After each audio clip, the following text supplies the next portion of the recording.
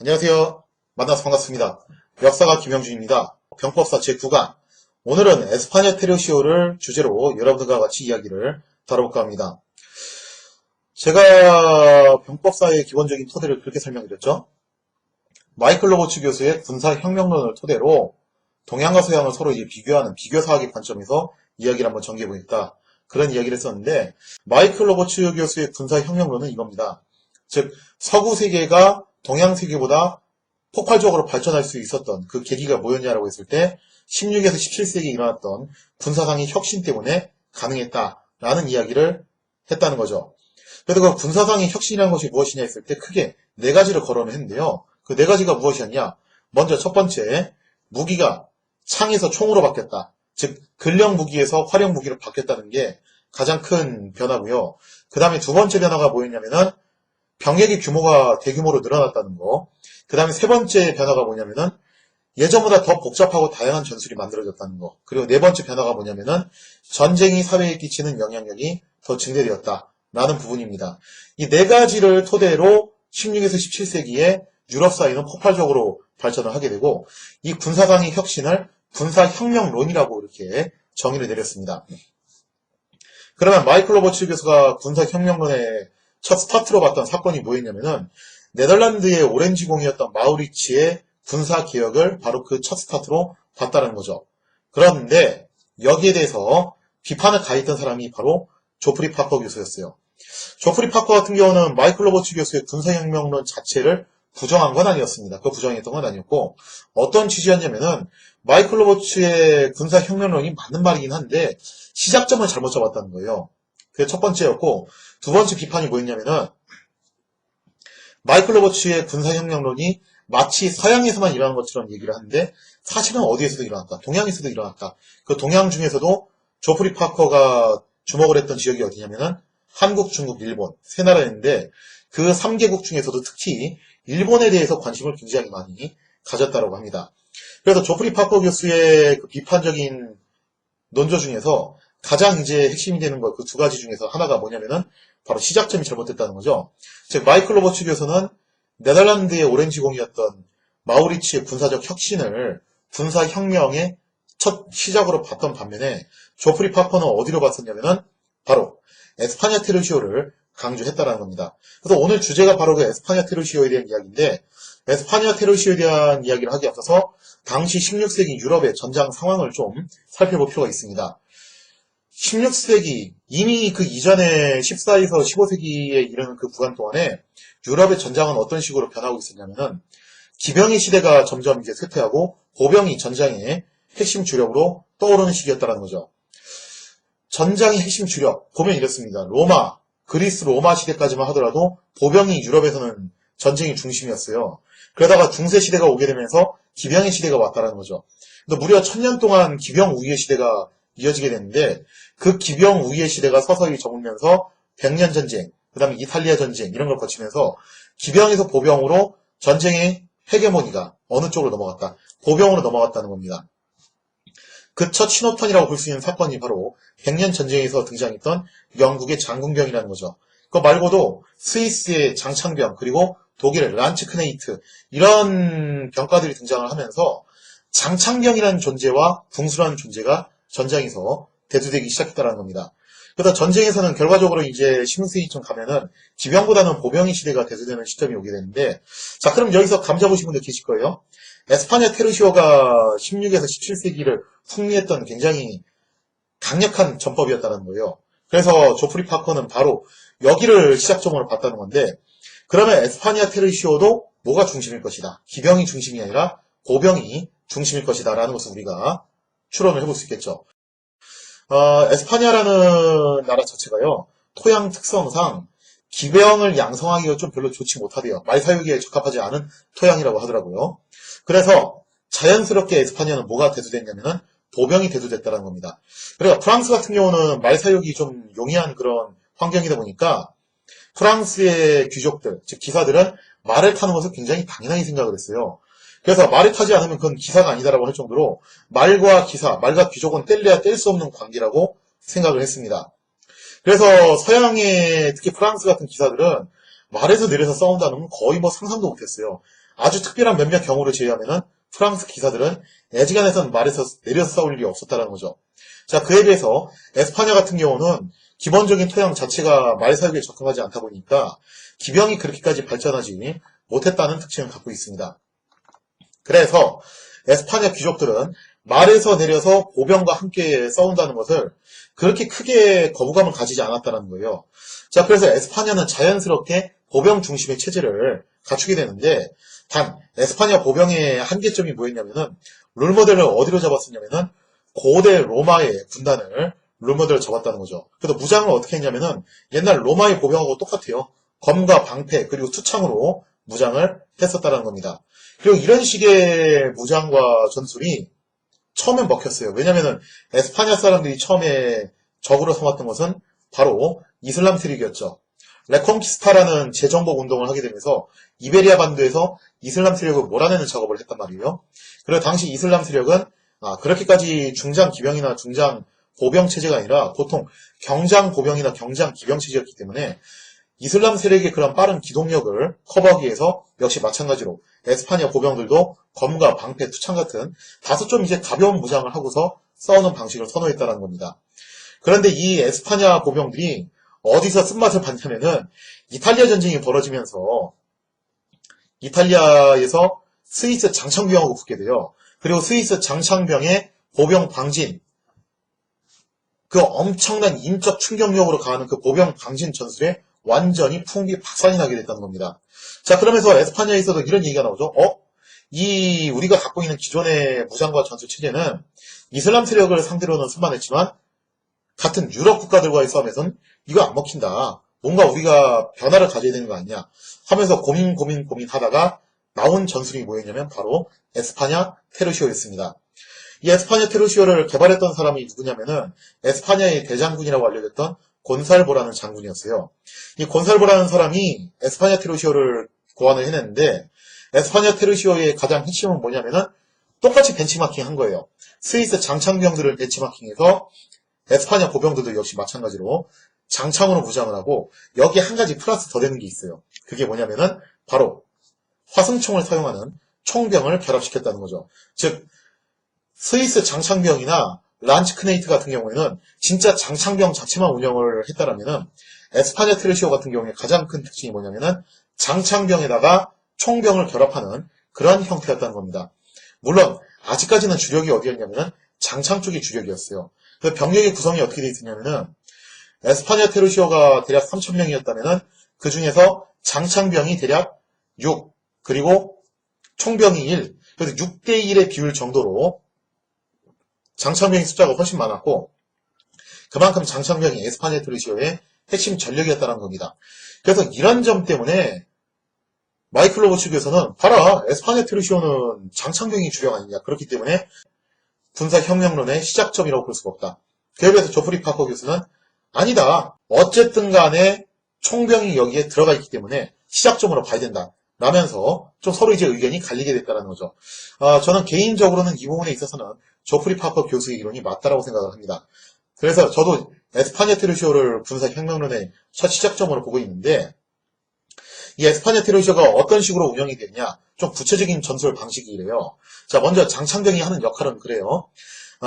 장창병은 길이 5m짜리의 장창을 사용을 했는데 이 장창을 어떤 식으로 사용을 했냐.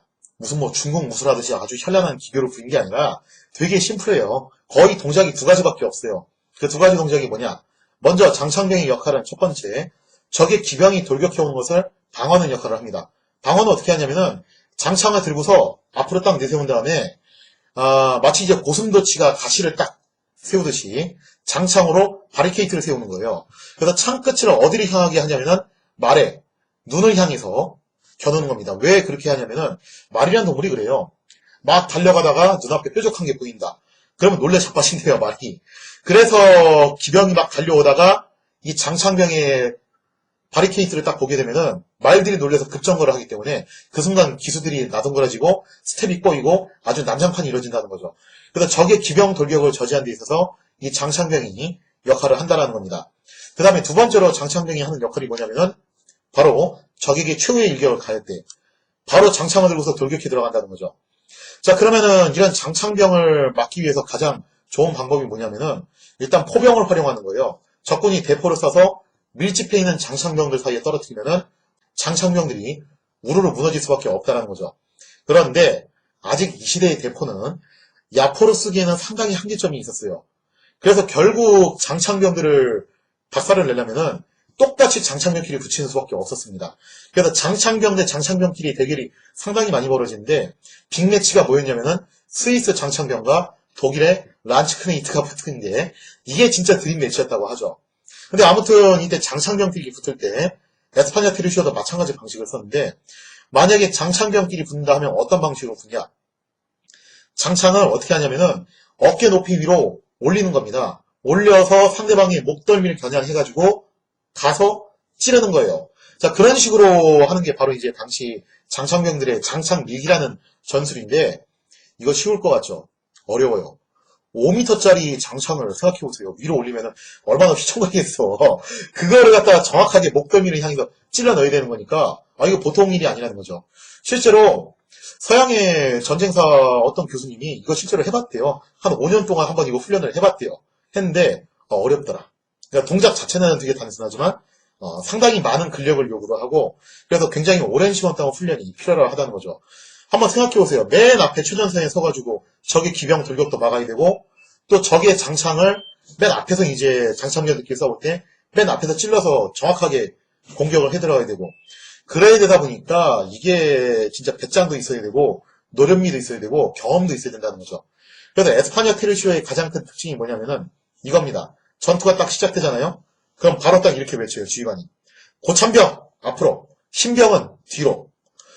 그러니까 우리가 생각하기에는 이렇게 생각하기 쉬워요. 말년 병장들은 그래도 좀 이제 뒤로 빠지고 아무래도 이제 이등병 이런 신병들을 맨 앞에 세우고 그러고 싸울 것 같은데 에스파냐 테르시오의 특징이 뭐냐면은 바로 고참병들이 맨 앞에 서는 겁니다. 그리고 신병들은 뒤로 빠지는 거죠. 이렇게 하게 되면은 고참병들이 죽을 확률이 상당히 높죠. 단 살아만 남다면은 엄청난 보수와 대우를 받는다는 겁니다. 그래서 반대로 신병들이 이런 식으로 후방에 있으면서 경험을 쌓으면서 고참병이 되면 다시 또 앞으로 나가는 거예요. 그래서 이런 식으로 이제 운영을 하기 때문에 에스파냐 테르시오는 굉장히 이제 효율적으로 운영되는 그런 장창 전술을 구사할 수 있었다는 겁니다. 자, 그래서 장창병들의 역할이 이런 거라면은 그러면은 총병들의 역할은 무엇이냐? 당시 총병들이 썼던 무기는 크게 이제 두 가지 종류의 총을 썼는데 기본적으로 다 화승총이었어요.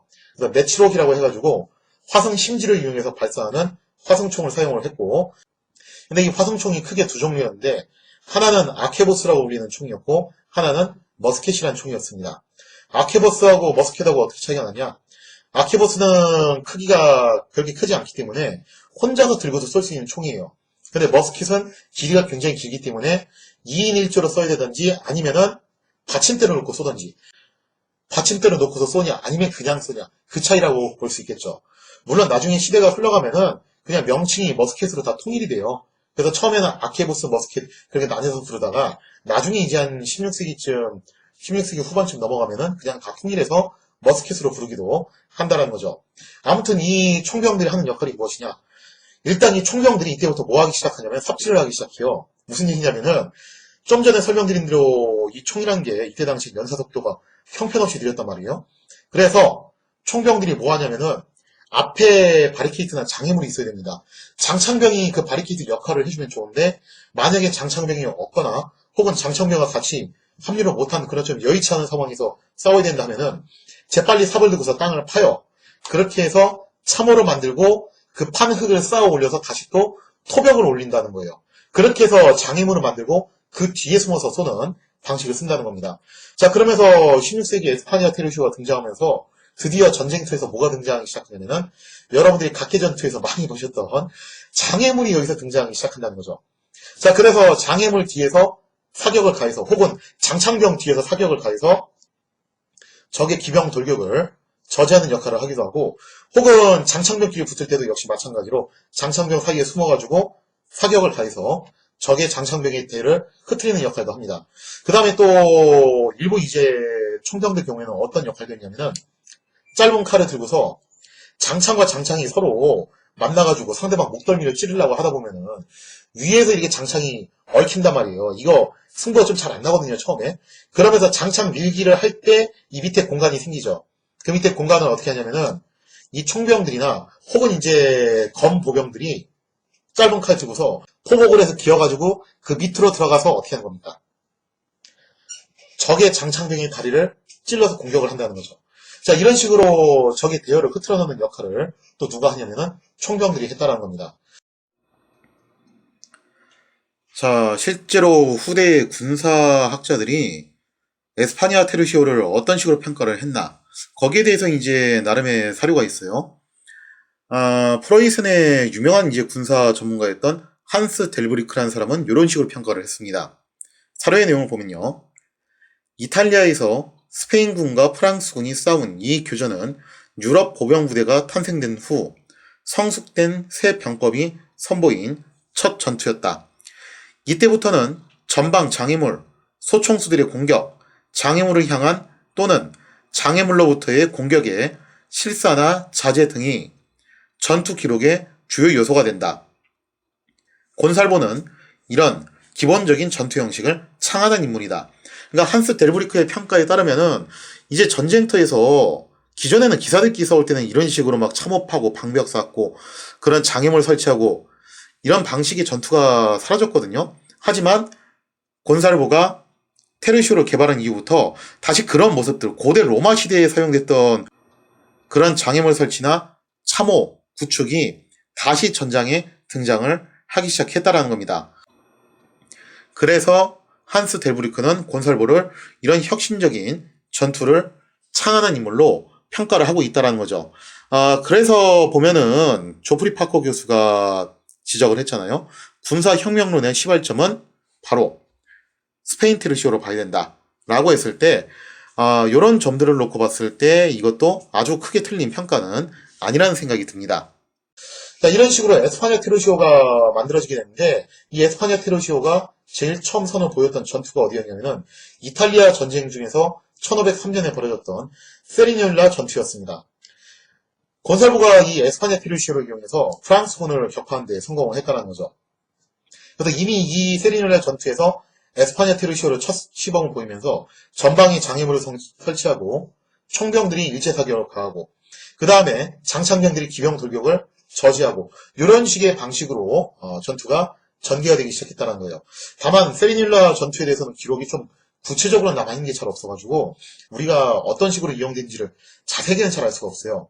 그러면은 에스파냐 테르시오가 어떤 식으로 실전에서 활용되는지를 볼 수 있는 아주 전형적인 전투가 뭐냐? 바로 이탈리아 전쟁 중 1525년에 일어났던 파비아 전투입니다.